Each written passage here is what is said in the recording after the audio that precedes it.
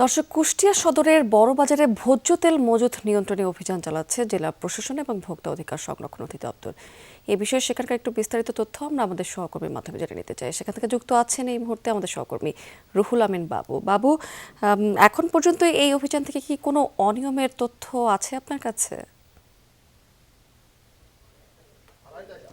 স্মৃতি, আজকে প্রায় 12টার দিক থেকে কুষ্টিয়া জেলা প্রশাসনের পক্ষ থেকে একজন নির্বাহী ম্যাজিস্ট্রেট এবং ভোক্তা অধিকার সংরক্ষণ অধিদপ্তর, সেই সাথে সেনাবাহিনীর একটি দল রয়েছে এবং সেই সাথে র্যাবেরও একটি টিম রয়েছে। আসলে তারা সকাল থেকে কাজ করছে কুষ্টিয়া বড়বাজারের এলাকায় যেসব ব্যবসায়ীরা রয়েছে, আসলে তাদের কাছে যেসব তেল মজুদ আছে কিনা, আসলে বাজার মনিটরিংয়ের কী অবস্থা সেই বিষয়ে তারা সকাল থেকে কিন্তু এই অভিযানটি পরিচালনা করছেন। খুব সংক্ষেপ করে একটু জেনে নিতে চাই যে আসলে আজকে এখানে কি মানে কি পেলেন, কতটুকু পেলেন এবং কি জরিমানা করলেন যদি বলতেন।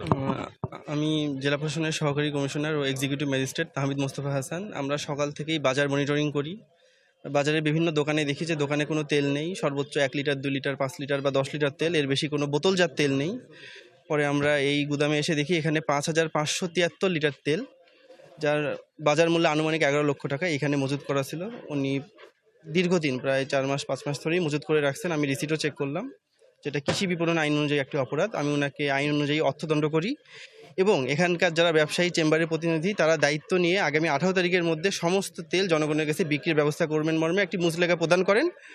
আমরা তারপরও প্রতিদিন এসে কৃষি বিপণন এবং ভোক্তা অধিকার অধিদপ্তর এসে এটা আমরা চেক করব যে সঠিকভাবে এই তেলটা বিক্রি করা হচ্ছে কিনা। ধন্যবাদ।